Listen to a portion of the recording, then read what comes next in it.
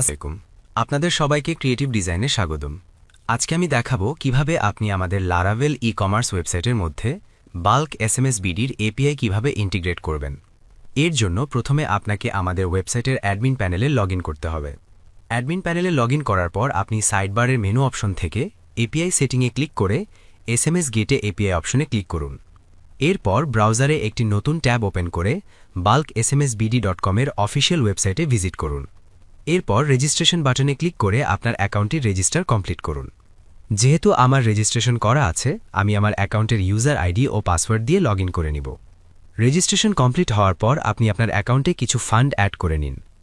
Fund add করা হয়ে গেলে এরপর আপনি বাল্ক এসএমএস বিডি ওয়েবসাইটের ইউজার প্যানেলের সাইডবার থেকে ফোন বুক নামে যে অপশনটি আছে, সেই ফোন বুক নামের অপশন থেকে আইপি হোয়াইটলিস্ট অপশনে ক্লিক করুন। ক্লিক করার পর আপনি দেখতে পাবেন আইপি হোয়াইটলিস্ট এনেবল নামে একটা অপশন আছে। সেই অপশনটি বাই ডিফল্ট এনেবল করা থাকতে পারে। আপনি সেটাকে ডিসেবল করে দিলে কিছুক্ষণের মধ্যে আপনার কাছে একটা ওটিপি চলে যাবে। সেই ওটিপিটা দিয়ে আপনি আইপি হোয়াইটলিস্ট অপশনটাকে ডিসেবল করে দিবেন।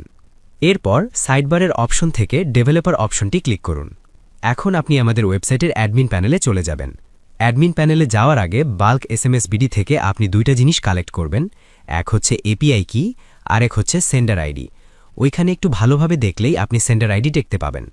এখন ওইখান থেকে সেন্ডার আইডি এবং এপিআই কি কপি করে নিয়ে আমাদের ওয়েবসাইটের অ্যাডমিন প্যানেলে এসএমএস গেটে অপশনে গিয়ে ওইখানে পেস্ট করে দিন।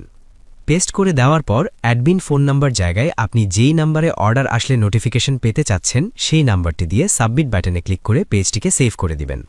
সকল কিছু ঠিকমতো হয়ে গেলে তাহলে বুঝবেন আপনার এপিআইটি সফলভাবে ইন্টিগ্রেট হয়ে গেছে।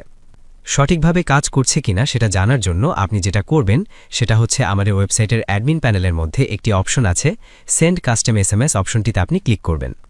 ক্লিক করার পর সেখানে আপনার সামনে একটা পেজ ওপেন হবে। ওইখানে আপনি ফোন নাম্বার অ্যাড করা একটি অপশন পাবেন। সেখানে যে কোনো একটি ফোন নাম্বার আপনি লিখে দিবেন। আপনি যেই নাম্বারে এসএমএস সেন্ড করতে চাচ্ছেন সেই নাম্বারটি আপনি ওইখানে লিখে দিবেন। এরপর মেসেজ অপশনে গিয়ে ওইখানে আপনি যে কোনো একটি মেসেজ টাইপ করবেন। টাইপ করার পর আপনি সেন্ড মেসেজ বাটনে ক্লিক করবেন।